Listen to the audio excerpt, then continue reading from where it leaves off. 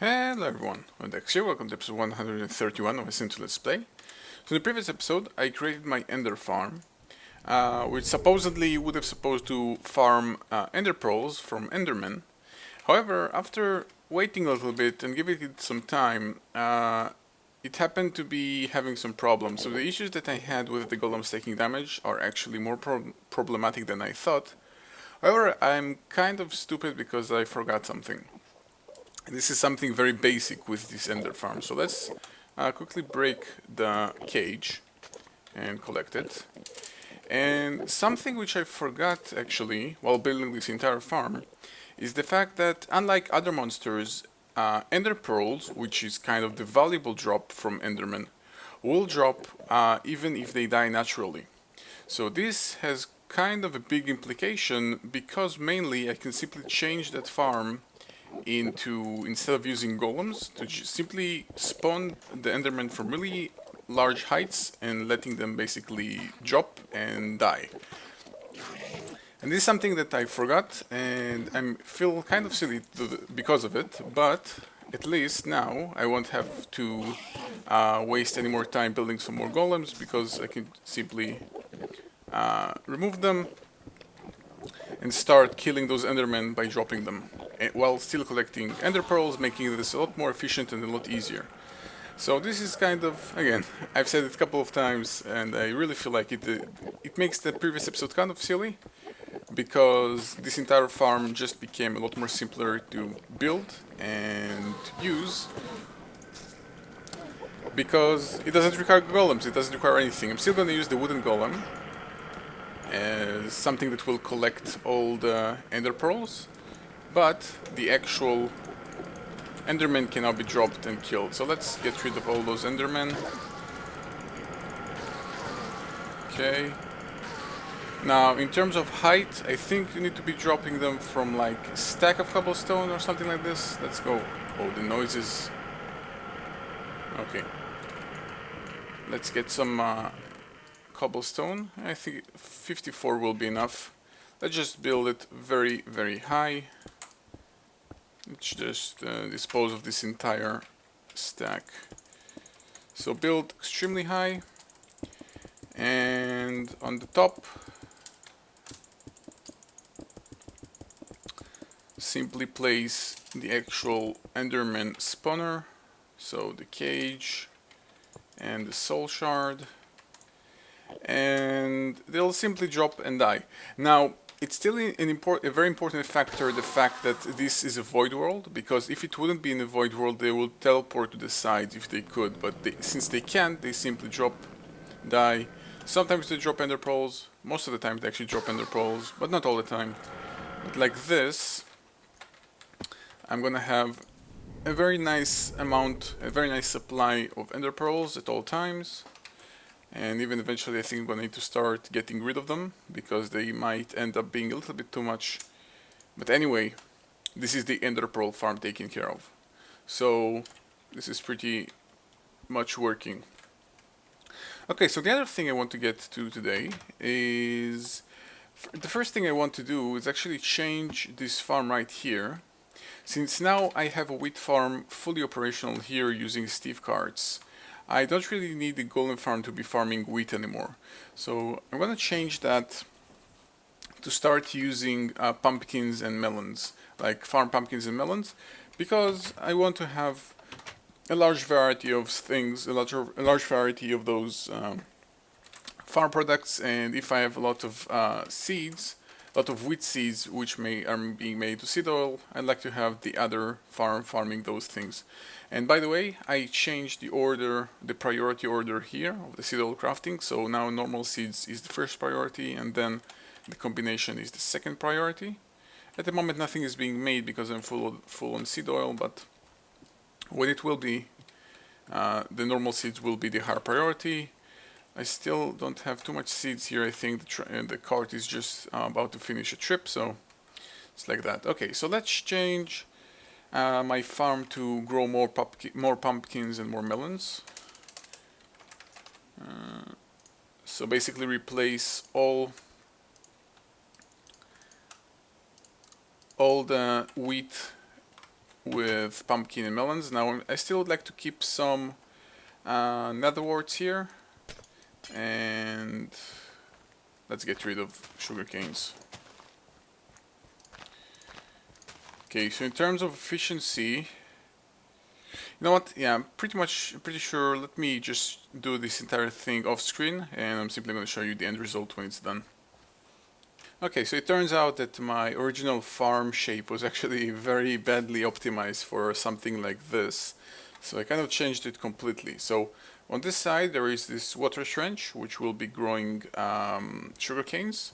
On the opposite side there is soul sand to grow netherworts, and in between there are 1 row of melons and 3 rows of pumpkin seeds, and we'll see how that turns out. It should overall be relatively okay, but you never know with those things, so we'll see how that turns out. And overall now we should have a nice amount of pumpkins and melons in theory, assuming it will work as expected to. Okay, so just in the process of actually overhauling my farm, you can see that my ender pearl count is rising extremely fast. I probably will need to add some sort of a disposable system to get rid of them. And actually, let me change my sorting machine to wait for a full stack before taking it out, because I have a feeling it kind of may be clogging like the priorities of the sorting machine if it takes out one at a time, because they come in relatively fast. So let's wait for a full stack. The same thing I do with the rest of those materials, with the rest of those supposedly low priority materials. Okay, so a couple of days ago I released a video on how you can create your very own spider rice farm, and continuing with the theme of trying to fully automate the creation of Galgadorian metal, spider rice being one part of it. If you've forgotten, a fermented spider eye is part of the Galgadorian thing, the Galgadorian lumps and everything, ingots, whatever. Automating the production of spider eyes will be my next priority. So, as I mentioned in my actual video tutorial, a good thing to get those spider eyes is actually with Thaumcraft. Look for Greatwood trees and kill those spiders that spawn there. So I'm actually gonna get myself an empty soul shard. I should have one, there we go. And go and look for those trees. Now I'm simply gonna absorb the spawners the moment I find them. So pretty much my next goal is to find 5 Greatwood trees. Probably gonna do this off screen and simply show you guys whenever I find one. So be right back. Okay, so I came here to nearby my original Stark Bees mutation area, and there is a Greatwood tree here. However, this tree did not spawn with the cobwebs signaling a spawner at the base of the tree trunk. Those trees can either spawn with those cobwebs or not. Basically, a cobweb is kind of the indication that the spawner is there. The cobwebs is not the interesting part. The spawner and the treasure chest are, and simply the cobwebs are kind of a byproduct to let you know that this tree is special. So kind of unlucky there. I'm not exactly sure what's the difference, like what's the percentages of getting a treasure chest or not getting a treasure chest. It's definitely interesting to know and kind of useful probably, but as far as I'm concerned, at the moment I'm just gonna go ahead and start traveling. I am considering actually making a dedicated age for this and searching that one instead, because I don't really want to expand on my main age too much and enlarge the enlarge the save file size too much, because I'm simply just loading new areas. Or maybe I haven't. I remember when I was looking for cows I may have traveled this far, don't actually recall. But yeah, I'm considering doing this, we'll see. Okay, so I did decide to go ahead and make another dimension altogether, and simply gonna explore this one, and after I'm done exploring it I'm gonna simply delete it, because finding 5 of those Greatwood trees which are specifically spawned with the spawner may take some time, and I don't really want to overexplore my overworld and simply enlarge the save file, so because it makes no real sense. So let's go for, okay, I don't think Greatwood trees can spawn in beach biomes, so I'm not gonna copy that page. I'm not exactly sure where they can spawn at all. They seem to have been spawning in forest usually. Let me check quickly. Okay, so from what I understand, there is no real specific biome from them, but apparently they usually spawn in jungles or forests. So let's go, let's try birch forest biome. Okay, let's go for, I'm gonna go for biome control of tiled biomes. So let's pick two biomes. Let's try autumn woods. Let's copy it, and birch forest. And let's go for a tiled biome control, so it means it will look like checkerboard. Hopefully, if I got it right. In terms of in the rest of it, let's just copy the rest of it. So noon, zero length, normal sun, normal moon, and their star field, standard lighting, flat, no weather, this and this. And we'll see how that edge turns out. Hopefully it will be good for whatever I need, and will be stable. It will be nice to have it being stable. If it won't be stable, it might be a problem. Okay, so let's create the linking book back, and let's create the actual descriptive book, and I will need another book stand. Actually, forgot how to make them. Okay, some wood and some planks, sticks, and wood. Let's just craft 64 and take only half of it. Okay, and craft some book stand. Okay.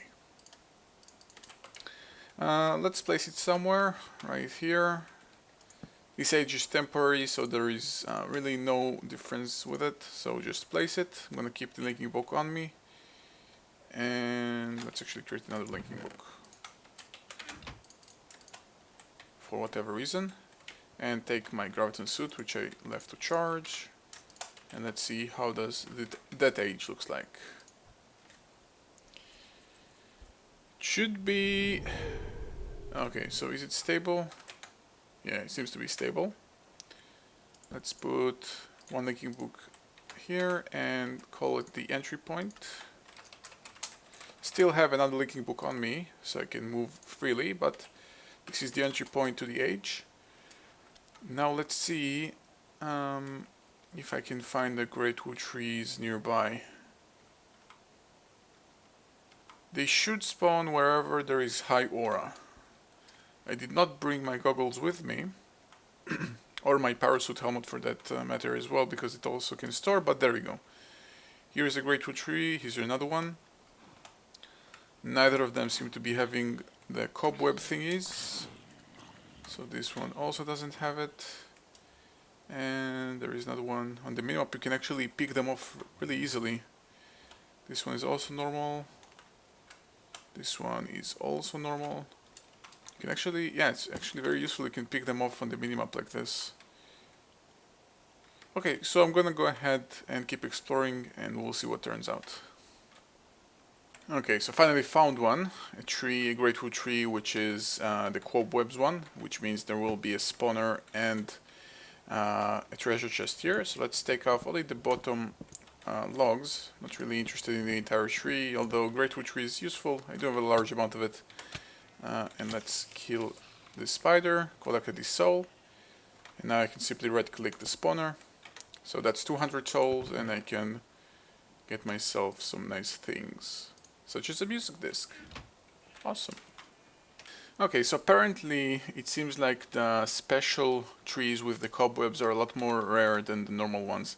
I'm marking every tree that I find which is not like this on the map like this, so I can tell when I see it on the minimap. I'll know it's a tree that I've already explored, and you can see all those waypoints with the letter A on them is a tree which has no value, and you can see I found a lot of those compared to still I found only one tree. Now I did find some of those Thumbcraft dungeons, so it's kind of still worth it finding some fragments and even a looting enchanting book, a biome page, which I don't know if I have or not, but I'm here at the moment for spider spawners, and I don't seem to be able to find too many. So, oh, a library. Let's see if it has something interesting. If it will have the lava liquid, I count this as a successful exploration. Beach biome, I've got the star fissure. I don't know if I have it, let's skip it. Normal weather, I think I don't have it, let's take it. Don't need this. Shrubland biome, I don't know, let's just take it. And with our special chest, dungeons. I don't know if I have it, let's take it.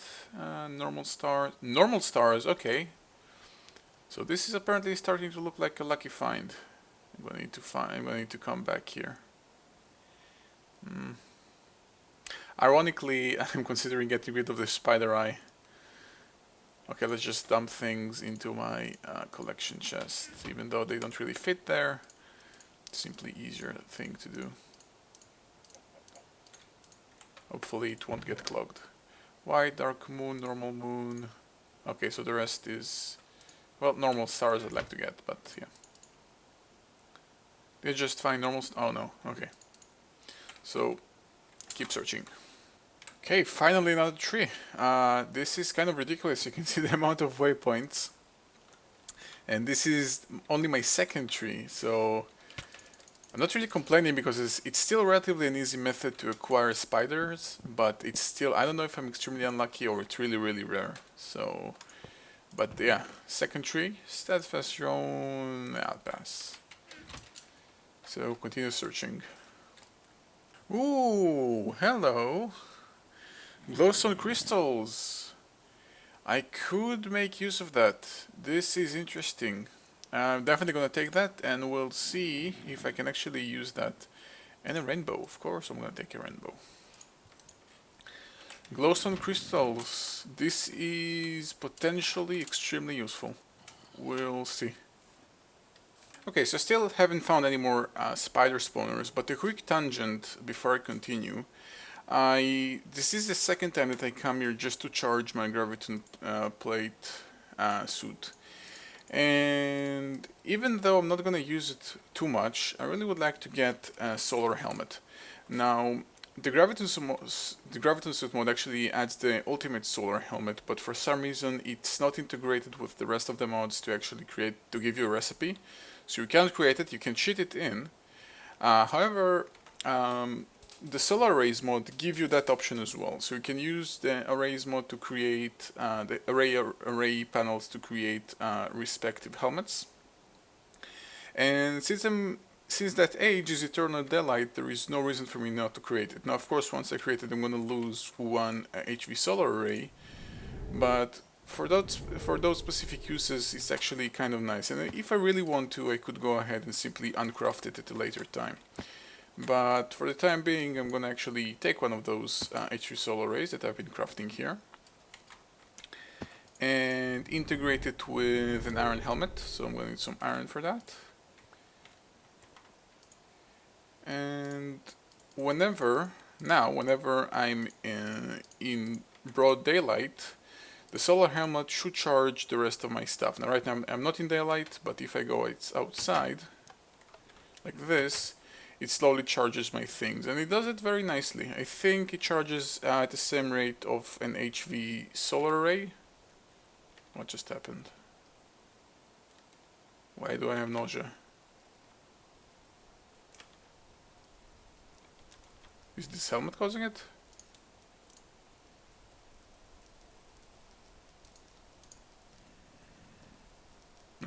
I don't know.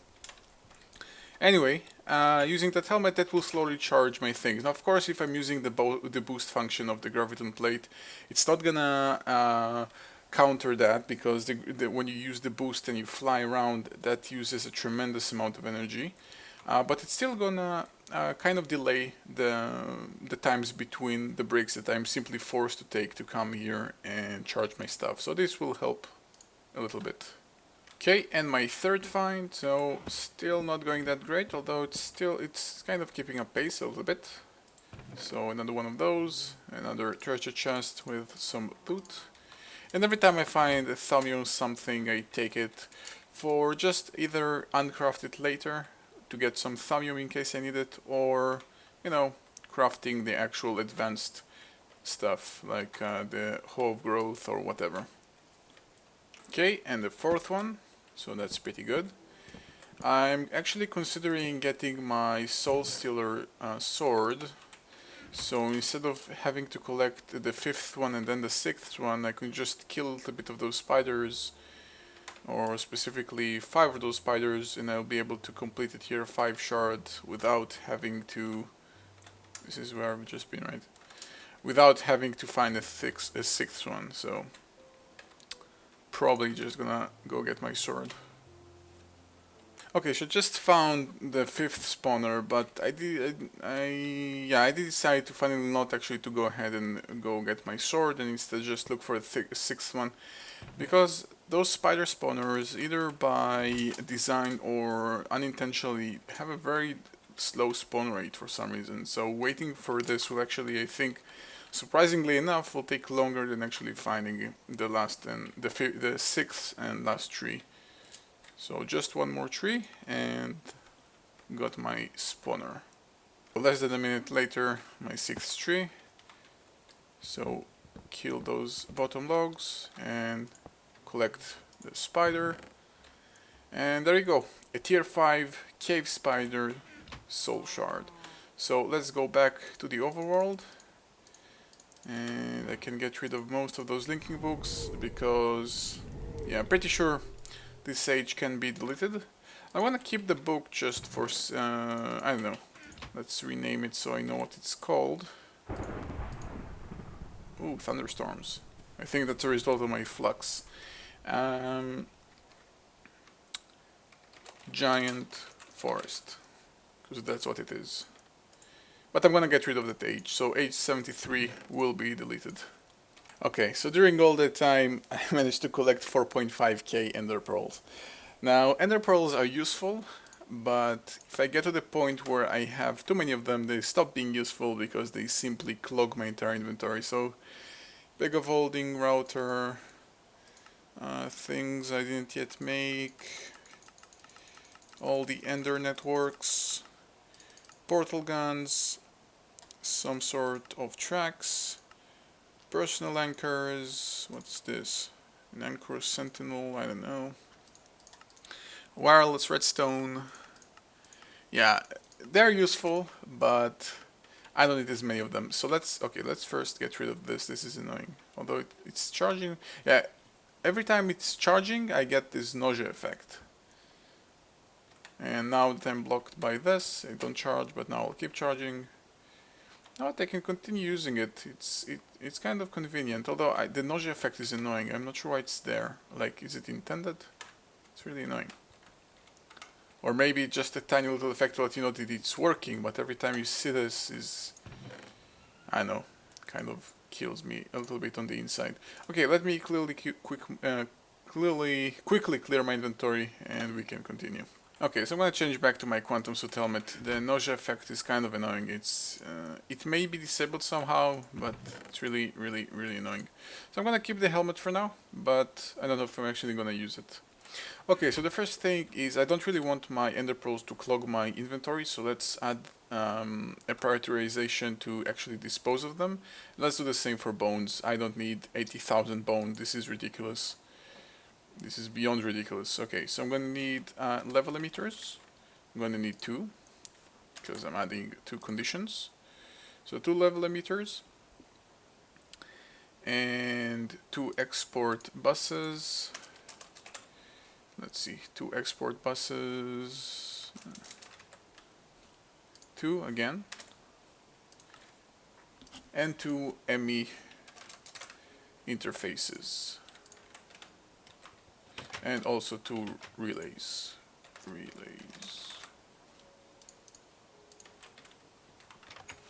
Okay, now to add them, simply I'm gonna place the 2 relays facing into the first one, into the one actually disposing of items. So this one will be facing like, okay, this one is fine, but this one isn't. Quickly rotate it to face down. And to add the actual things, now I'm gonna use the same rules that I've used so far, so let's see how did I set them up. Okay, so active with signal and stack at a time. So active with signal and stack at a time, same here with signal, stack at a time. This one will be bones, this one will be ender pearls. Now, even though I've accumulated a very large amount of bones and close to 64 stacks of ender pearls, this is pretty much the number I'm going to aim for both. So keep only 64 stacks of 64, basically 64 squared. So the level emitters will emit into their respective places. So this one will be ender pearl. So when I have more than 4096 ender pearls, emit a redstone signal. And when I have more than 4096 bones, emit a redstone signal. Why is this working? Do I have so many ender pearls? Oh, apparently I do. So this is how I'm going to get rid of them. And bones, getting rid of bones will take some time, because I did get to a point where I have pretty much 20 times more than the upper limit I've just set. But I just realized that bones essentially have barely any uses, so there is really close to... I'm not using catalysts because I'm not using forestry farms, and the adventure backpack, I don't really need it. And again, MFFS is not something I'm doing with it, so bone meal is kind of the only thing that I'm doing with it with my Steve's Cart farm, but I'm just using bones in their raw form, and yeah, it's just not needed. Let's actually take a look. Okay, so I'm getting a nice amount of seeds. Seeds are definitely starting to build up. I may actually need to even set up an upper limit on seeds eventually, but for the time being, seems to be working fine. Okay, so actually when I started this episode, I planned to actually complete the spider trap. However, it seems like my travels in the forest had taken quite some time. However, instead I could start and set up the infrastructure for the actual trap. So that means I'm gonna need to craft a lot of deployers, a lot of transposers, and a little bit more block breakers to actually harvest some more snow. So let's see which one of those don't yet have automatically crafted. So deployers I don't have, block breakers I also don't have, and transposers I do have. So let's add block breakers and deployers to the auto crafting system. Let's get some blank patterns. I should have I think I should have most of the other reagents to craft those two things available. Let's actually take a look. So for a deployer, I'm going to need redstone, a piston, a chest, and some cobblestone. Chests, I don't think, yeah, it's also not integrated yet, so let's do that. Let's also drop all of those inside and get some wood and some redstone and some pistons on me. Okay, let's first add the recipe to craft chests. So if you give me 8 wood, I'm gonna give you back a chest and create that and add that here. And with some cobblestone, can actually create a deployer recipe. So chest, a piston, redstone, and some cobblestone give me the deployer recipe. So create it and add it, and of course any excess deployers that I already have I can simply dump into the system. And let's also add block breakers. Transposers I can also dump inside. Okay, so let's add block breakers. So for block breakers I'm gonna need iron pickaxe, piston, and redstone. Iron pickaxe I'm pretty sure I don't have, so let's create a recipe to create that as well. And actually that's one of the recipes that previously, when I created a lot of those block breakers for my red power farm, I had to use Fabricator to kind of skip the fact that they stack. They have to stack. They don't stack. Iron pickaxes don't stack. So now that I actually add the recipe to my Planet Logistics, this also simplifies the crafting, because again, it completely ignores the fact that they don't stack. It simply doesn't matter. So with an iron pickaxe, let's actually create one. So one iron pickaxe, please. And with that placed here, actually forgot the recipe. Okay, so piston and redstone. So this, and cobblestone gives me the block breaker. Let's imprint that, and there we go. Okay, so those are the 3 machines that I'm gonna need to use, and now let's actually increase the size of my snowman farm. Now, at the moment, I'm actually turned off my blaze farm from the snowballs because I don't need experience. But originally, for my tutorial, I actually created a snowball farm with 16 block breakers, and I actually think I'm gonna repeat that. So let's add 12 more block breakers. So let's see. Block breakers, I'm gonna need 6 more. Let's actually get rid of things that I don't need. Okay, so let's get 6 block breakers. And I'm gonna need some glass panes. I think 11 should do. And I'm gonna need some pumpkins and some snow. Don't think I have snow anywhere. I have some snowballs, but I can actually use the snowballs then. Good enough to create some snow blocks to actually create a snowman. Okay, good enough. So also gonna need some tubes actually, some redstone tubes. This is pneumatic, redstone. So with the tubes, this time is already set. Okay, so this timer is set to, let's see, 0.4 seconds. So it's kind of similar to exactly what I have in my video tutorial example, so there is no problem there. So I'm just gonna need to add those block breakers, some snowmen, and all the things that are around it. Alright, so infrastructure is pretty much completed. The only thing remaining to do is build the trap itself, but I'm going to do this in the next episode. So as always, thank you guys for watching, and I'll see you guys next time.